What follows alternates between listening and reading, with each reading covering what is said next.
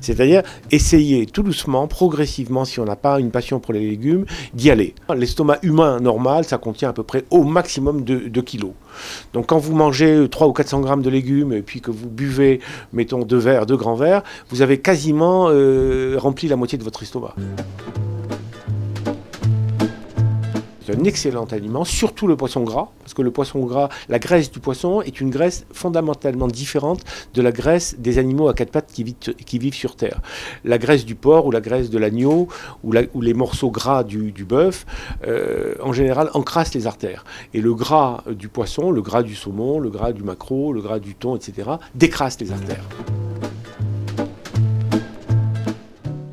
Quand on n'est pas gros, un allégé, un demi-écrémé suffit largement. Tout ce qui est gamme de yaourt, et c'est très bon pour la santé, c'est très bon pour l'immunité intestinale, c'est bon pour les femmes parce que ça apporte beaucoup de calcium. Les femmes qui, à partir de 45 ans, commencent à avoir une baisse du calcium. Donc à tout niveau, c'est important et ça protège du surpoids. Boire surtout au repas, contrairement à l'opinion répandue, parce que boire au repas, ça augmente le bol alimentaire et qui fait parvenir très vite à la satiété. Et puis bouger. C'est le minimum qu'un être humain doit faire pour rester humain dans son corps, c'est de marcher 20 minutes par jour.